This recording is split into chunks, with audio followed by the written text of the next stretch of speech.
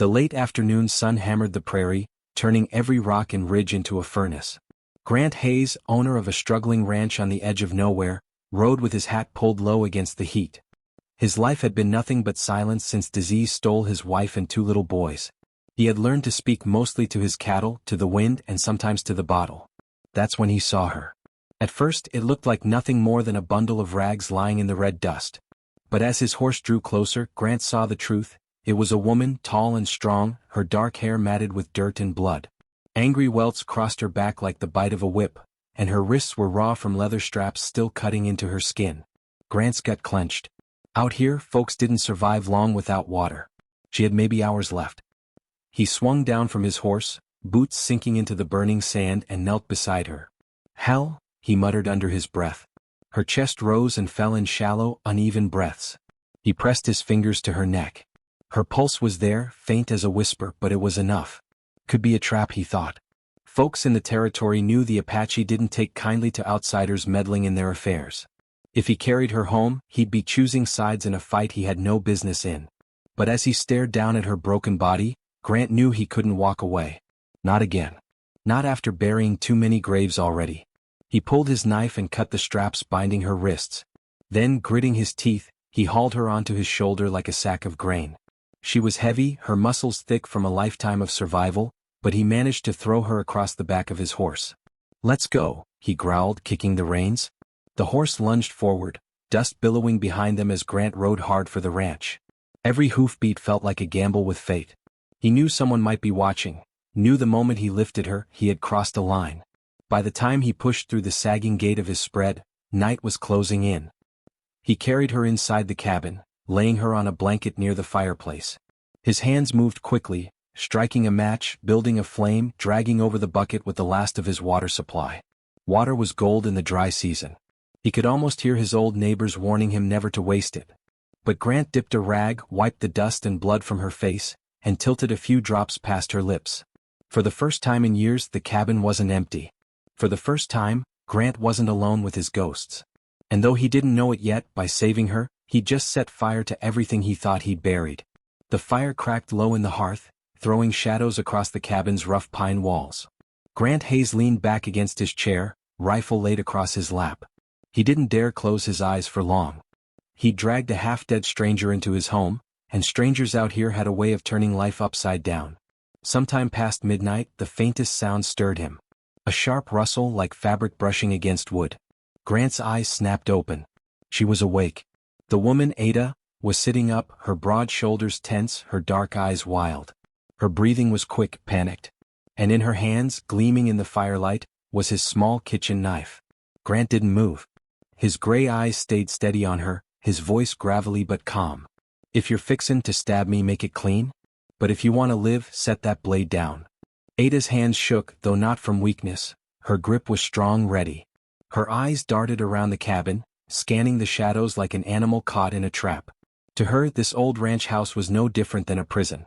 Grant slowly raised his palms, showing he meant no harm. "I cut your bonds. I hauled you out of the dirt. If you think I did all that just to chain you up again, you're wrong." For a long moment, the only sound was the hiss of the fire. Ada's chest rose and fell like she was bracing for a fight she didn't want. At last, with a long, ragged breath, the knife slipped from her fingers and clattered onto the floorboards. Her body crumpled, heavy as a felled tree. She was still too weak to stand. Grant stepped forward, picked up the blade, then crouched and offered her the bowl of water. "Drink," he said, his voice firm but not unkind. "You need it more than I do." Ada took it with both hands, sipping slowly. Her dark eyes never left him, measuring whether this grizzled rancher was friend, foe, or something in between. Grant didn't try to explain himself.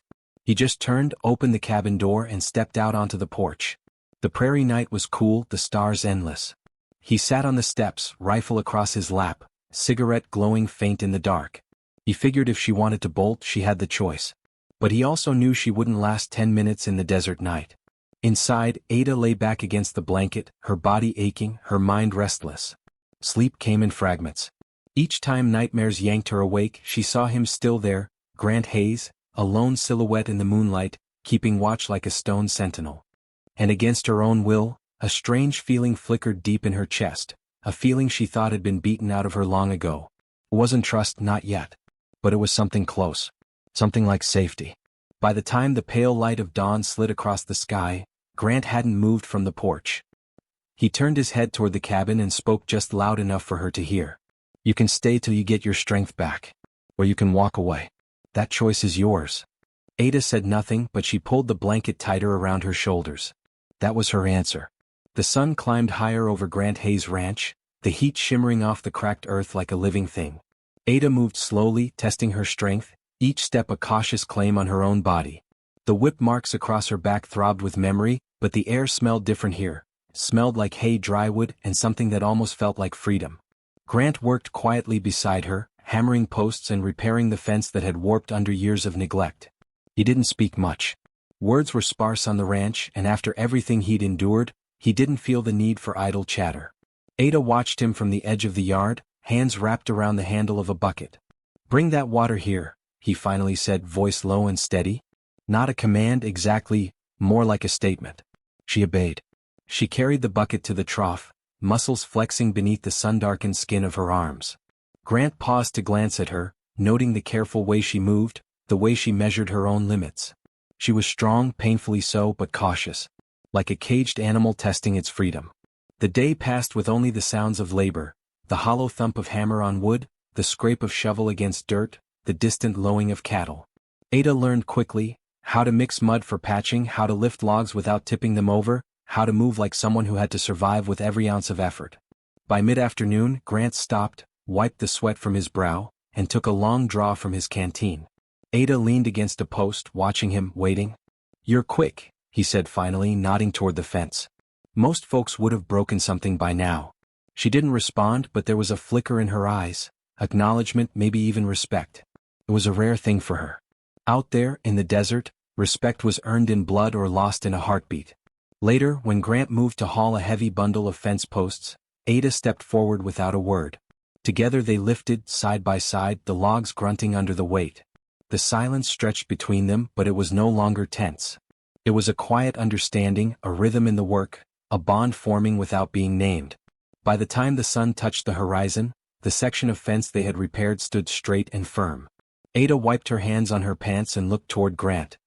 He met her gaze briefly, nodding, a faint curl at the edge of his mouth, not a smile, not quite, but recognition that she had earned her place here, even if she didn't know it yet. That night, Ada lit the small stove for the first time, coaxing a rabbit stew to simmer in the iron pot. Grant sat nearby, leaning back against the wall, watching the flames dance. No words passed between them, only the subtle clinking of utensils and the soft crackle of the fire. It was enough. For the first time in months, Ada didn't toss and turn all night.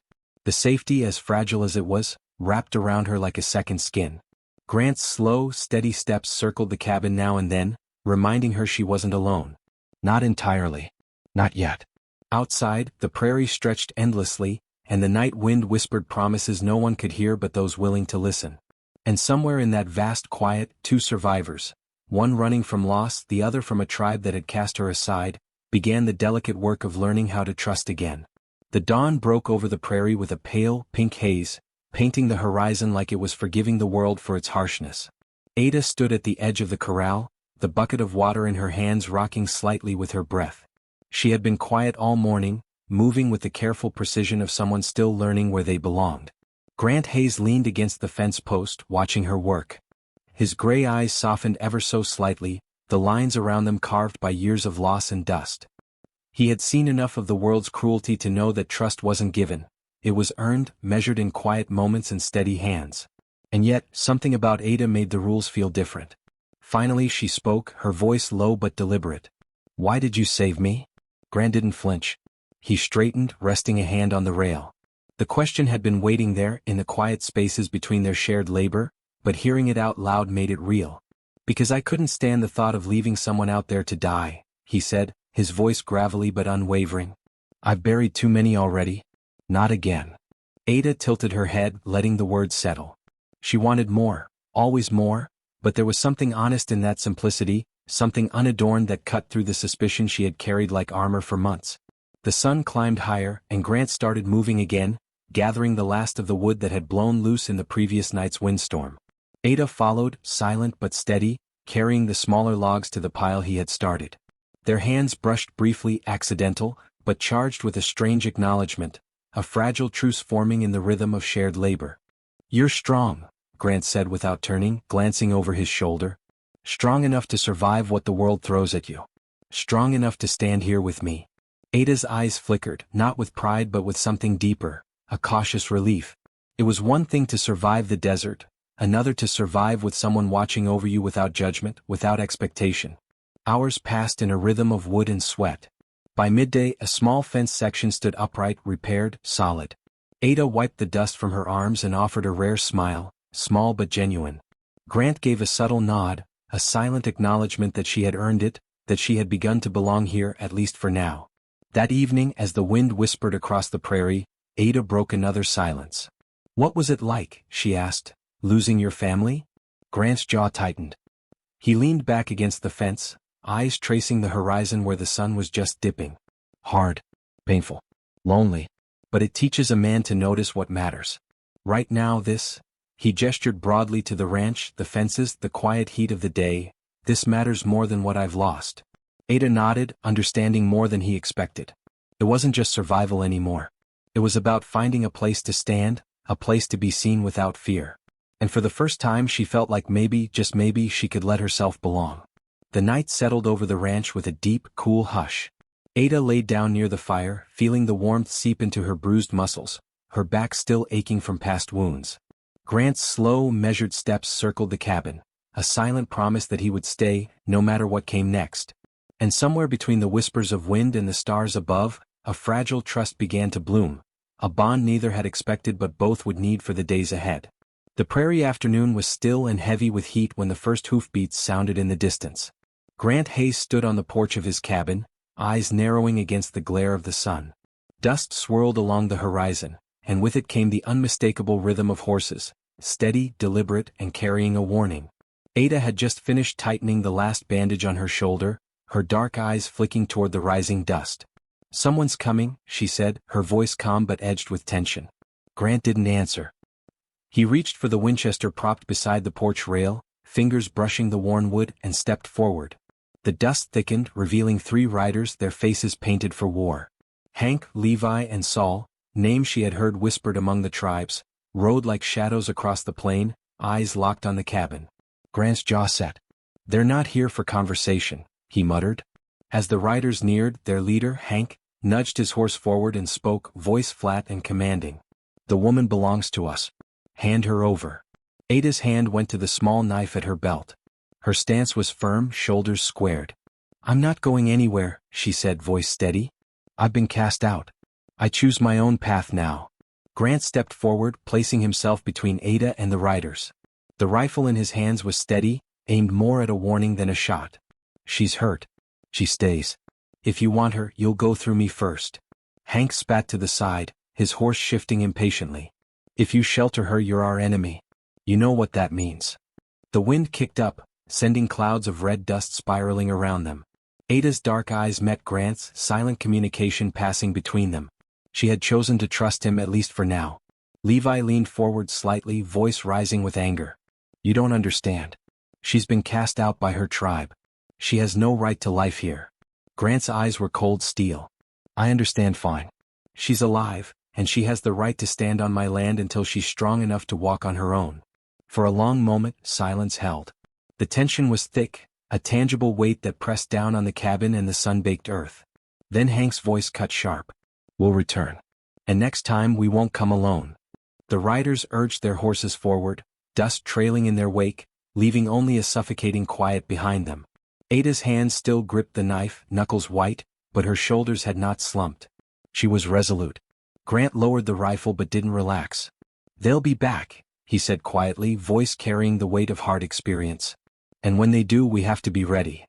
Ada nodded, a fire lighting in her eyes, not the fear of the first confrontation, but a fierce will to survive, to stand, and to fight if it came to that. For the first time, she wasn't just a survivor hiding in the shadows. She was a partner, and together with Grant, they would face whatever came next. The prairie sun dipped lower, painting the sky in streaks of gold and crimson. Inside the cabin, shadows stretched long and deep. But outside, on the porch and in the yard, a silent promise lingered in the heat. Whoever returned would find not a frightened woman, but a rancher and a warrior, ready to defend what they now claimed together. The prairie wind whipped across the ranch, carrying the faint scent of dry earth and sweat. Grant Hayes stood at the edge of the corral, surveying the land with a practiced eye. The dust from the first riders had barely settled, but he could already feel the tension thickening in the air. They would return, and next time it would be more than 3 men on horseback. Ada stood beside him, spear in hand, muscles tense under the sun-darkened skin of her arms. She had spent the morning hauling water, stacking firewood, and patching the sections of fence that had fallen during the last storm. She didn't speak, didn't need to, her presence was enough. Grant grabbed an old rifle and started hauling sandbags from the shed. Each bag weighed heavy, but his years on the ranch had taught him the value of preparation. Ada followed, lifting what she could with a silent determination, her eyes never leaving the horizon. "You're fast," Grant said, nodding as she carried another heavy bag. Most folks would have broken their backs by now. Ada's lips pressed together. She didn't answer with words, only a slight nod, acknowledgement enough. Survival had taught her that words were cheap and action was everything. Together they barricaded windows and propped doors with thick wooden planks. Ada sharpened knives, laying them across tables and near the entryways. Grant stacked extra firewood along the walls for cover. Each movement, each gesture spoke of a growing partnership, one built on trust forged in the crucible of necessity.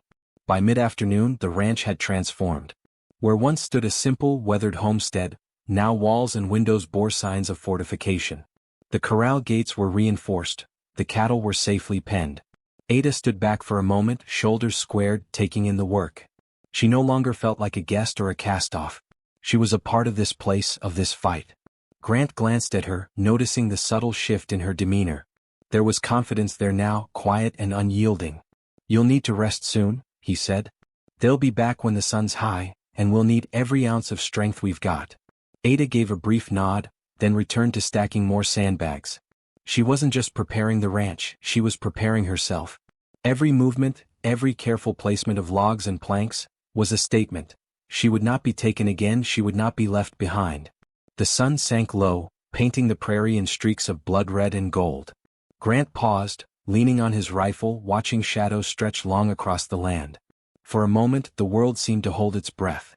Then without a word Ada stepped beside him. Together they surveyed the ranch, silent but aligned, ready for whatever storm the coming hours might bring. Night crept over the prairie, and the wind carried the faint hooves of distant riders, a reminder that their trial was far from over. Yet within the fortified walls of the ranch, Grant and Ada felt a small but growing sense of control. They had transformed fear into action, vulnerability into strength. And when the next confrontation came, they would stand as one, rancher and warrior, bound by necessity, respect, and an unspoken promise. The stars blinked overhead, indifferent to the struggles below, while the two figures on the prairie stood resolute. Whatever awaited them, the ranch was no longer a simple homestead, it was a fortress of survival, a testament to courage, and the beginning of something neither had dared to hope for, partnership and trust. The horizon burned with the gold of late afternoon sun, casting long shadows across Grant Hayes' ranch. Dust swirled in the distance, not gentle or playful, but sharp and relentless, the herald of horses and riders moving with intent. Ada tightened the strap on her spear, the muscles in her arms coiling like spring steel. Grant's eyes, gray and steady, scanned the plain. He could make out the silhouettes of nearly 20 riders, moving in a solid, purposeful line. At their center rode a figure whose presence demanded attention. Cyrus Black, silver-haired elder and leader of the Apache force. Beside him, shadows moved in tandem, Virgil and the other warriors flanking him, silent and imposing. Two figures, May and Ruth, the matriarchs of the council, sat astride their horses, faces drawn with authority. Their eyes swept the ranch, taking measure of the defenses. In that glance lay judgment, history, and unspoken power. Ada stepped forward, stance firm, every scar and mark on her body a testament to survival. She no longer lingered behind Grant, she stood shoulder to shoulder with him. The wind caught her dark hair, whipping it into her eyes, but she didn't flinch. Cyrus Black's voice, deep and flat, cut across the prairie. "The woman belongs to her people. Why do you shelter her, Grant Hayes?" Grant rested one hand on the Winchester. "She's hurt. She has the right to stay here until she can move on her own." A tense silence followed. The only sound was the faint snort of horses and the shifting of hooves in the red dust. Ada's grip tightened on her spear. Her presence was defiance incarnate, no longer a victim, but a warrior prepared to defend herself and the man who had saved her. A young warrior, Hank, stepped forward, voice sharp with anger. She has dishonored the tribe. She cannot live outside our law. Ada's voice rang out, clear and unwavering. I dishonored no one. I was cast out because I could not bear children. That is no crime. The words hung in the air, like smoke curling from a fire, twisting and turning, drawing every eye to her. Cyrus Black studied her, eyes narrowed but thoughtful. The other warriors tensed, hands brushing weapons. May and Ruth exchanged a glance, deliberating without words, the weight of centuries of tribal law heavy in their silence. Grant's gaze remained fixed on Cyrus. She's alive. She has chosen to stay here. That is her right. Cyrus's gray hair shimmered in the sun as he considered the rancher. A choice made beside a white man binds her fate to yours. Grant didn't flinch. I understand. The wind shifted again, kicking dust across the yard. Cyrus slowly raised a hand, signaling the warriors to halt. One by one the riders pulled back, though their eyes burned with unspent fury. We will return, Cyrus warned. If she remains, the council will act. Dust swirled around the departing horses, leaving silence in its wake. Ada lowered her spear slightly, but her eyes still blazed. Grant lowered the rifle, but his body remained coiled and ready. Tomorrow they might come stronger, he said quietly, voice almost drowned by the settling prairie wind. Ada nodded, muscles tight with anticipation. Then tomorrow we'll be ready. For the first time since her arrival, the ranch felt less like a refuge and more like a fortress, a place where survival depended on courage, strength, and the bond forged between two people willing to face the coming storm together. As the sun sank behind distant ridges, shadows lengthened, and the ranch, now reinforced and alive with the rhythm of determination, waited. Waited for whatever the dawn might bring, and for the choice that Ada had made to stand, not just for herself but beside Grant Hayes, the man who had given her a second chance at life. The morning sun burned a pale light over the prairie, casting long shadows across Grant Hayes' fortified ranch. Dust still clung to the air from the previous day's riders, carrying with it tension thick as molasses.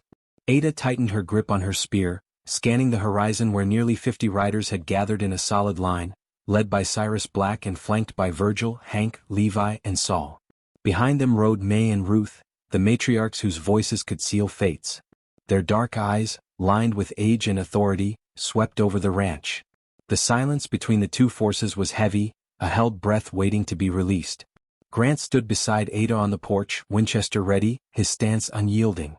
Stay behind me if you need, he murmured, but Ada shook her head. She didn't need protection, she had already chosen her side.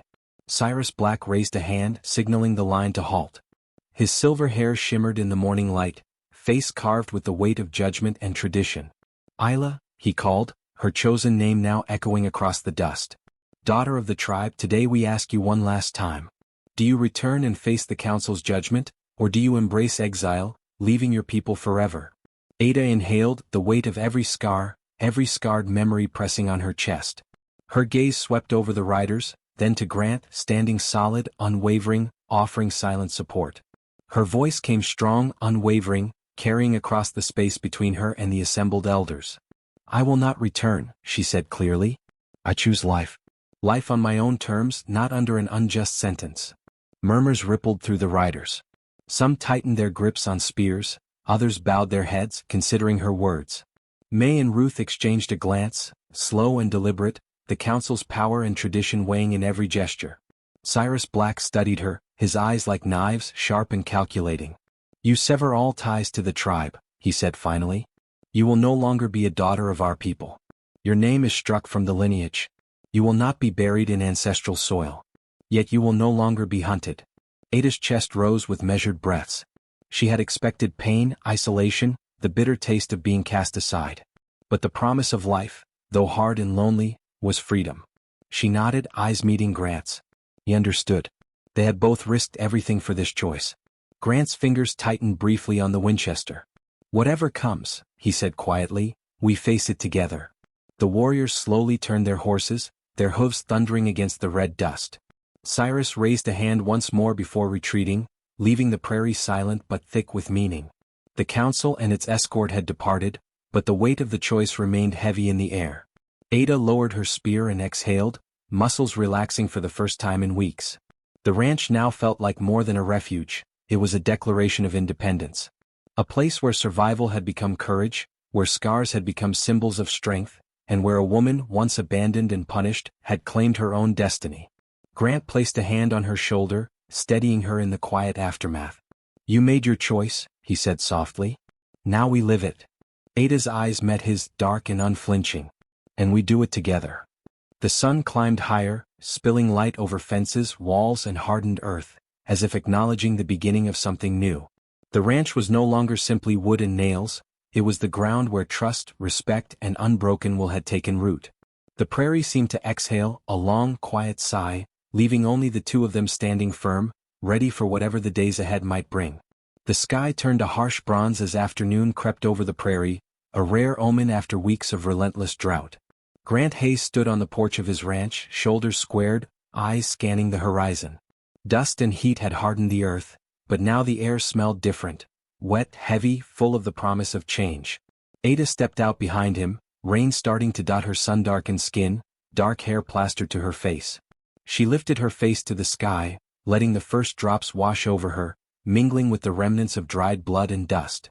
She closed her eyes, inhaling the cool, earthy scent, and for the first time she felt clean, not just on the surface but inside.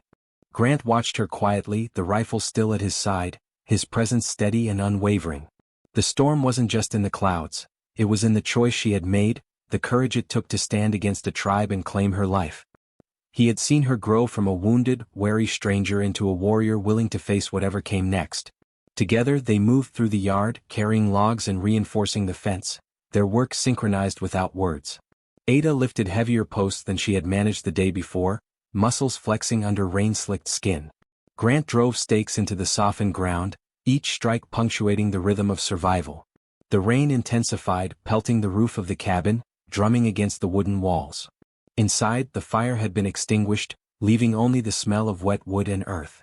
The ranch, soaked and glistening, seemed to breathe along with them, alive with the sweat and effort of two people claiming it as their own. When the storm softened into a gentle drizzle, Ada paused, hand on a fence post, shoulders still broad and strong. "Feels like the prairie's starting over," she said softly, voice almost lost to the wind. Grant nodded. "Yeah.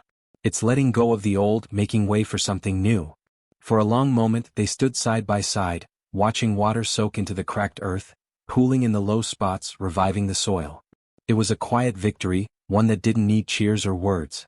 In that rain-soaked silence, both of them knew they had survived more than the desert. They had survived themselves, the fear and the scars of their pasts. Later, when the rain eased, they gathered firewood for the night, the ground soft beneath their boots. Ada lit a small blaze near the porch, the flames flickering against rain-darkened wood. Grant sat beside her, rifle resting on his lap, eyes thoughtful. "You did well today," he said finally, voice low. "Stronger than I expected." Ada offered a faint smile, tired but genuine. "I had someone worth standing beside." The prairie night settled in, stars shimmering faintly through thinning clouds. The wind carried the scent of wet earth and grass, a balm to the heat and dust of the previous weeks. For the first time in months, Ada slept deeply, her breathing steady and even, while Grant paced slowly around the cabin, rifle always within reach. They had weathered the storm, both literal and metaphorical, and the ranch, soaked and alive, reflected their resilience. Each step, each shovelful of dirt, each hammer strike had brought them closer, not just as allies but as two souls standing firm against a world that had long forgotten mercy. In the quiet aftermath, standing shoulder to shoulder, they understood something simple but profound. Survival wasn't enough. Together they could carve out life, claim trust, and build a home stronger than fear, stronger than the prairie itself. The prairie was quiet the morning after the rain, the earth soft and fragrant with the scent of wet soil and new growth. Grant Hayes stood on the porch of his ranch, rifle resting beside him, eyes tracing the horizon where sun streaked through thinning clouds. The storm had passed, leaving the world cleansed, and for the first time the ranch felt alive, not just as land but as home. Ada stepped down from the porch, her dark hair still damp, muscles flexing with effortless strength as she carried a heavy log to the fence line. Her eyes, clear and steady, met Grant's. "We've got a lot of work ahead," she said, voice calm but firm. Grant nodded, a faint smile tugging at his lips. "Yeah. And this time we face it together." They moved side by side, hammering posts, reinforcing fences, and turning over the soil for new plantings. Every motion was a testament to survival, to courage, and to the bond that had grown between them, two lives once broken now standing as one. Ada's past, with all its pain and exile, had been washed clean by the rain and tempered by the quiet strength of this rugged man. By afternoon the ranch looked different. Fences stood straight, gates were secure, and the small cabin radiated a warmth that had nothing to do with fire. It was the warmth of life reclaimed, of trust earned, and of two people choosing to carve a future out of the unforgiving prairie. Grant paused, wiping sweat from his brow, and watched Ada lift another post with effortless grace. "You've come a long way since the first day," he said, voice low but full of admiration. Ada tilted her head, a faint smile breaking through. "So have you? You didn't just save me, you gave me a reason to stay, to fight, to stand." The sun dipped toward the horizon, casting long shadows that stretched across the yard. They sat together on the porch, hands resting on the weathered wood, the quiet punctuated only by the distant lowing of cattle. For the first time in years, Grant didn't feel the heavy weight of solitude pressing down. And Ada, once cast out and discarded, felt something she hadn't in a long while: peace. The wind shifted gently, carrying the scent of wet grass and the promise of tomorrow. Grant looked at Ada and then across the horizon to the wide, open prairie that had tested them, shaped them, and ultimately brought them together. "Tomorrow," he said softly, "we build a new horse pen. And the day after we keep building. That's how this life works, one step at a time." Ada nodded, dark eyes bright with determination. "Then let's start now." The prairie night fell quietly, stars blinking into existence overhead. The ranch, fortified by effort and heart, was no longer merely a homestead, it was a home, a fortress, a testament to courage and trust. They had faced danger, judgment, and the unforgiving land, and emerged not just alive but stronger. As the fire sputtered and crackled in the hearth, Grant and Ada leaned back, listening to the night, the soft sound of wind through the prairie grass, and the quiet certainty that they had chosen their lives together. And now, dear listener, as you imagine the sun rising over this wild land, tell me, if you had the courage to stand against a world that tried to cast you aside, would you fight for your freedom the way Ada did? Could you find trust and strength in someone unexpected as she did in Grant? The prairie waits, the horizon stretches wide, and every choice shapes the life you are brave enough to claim.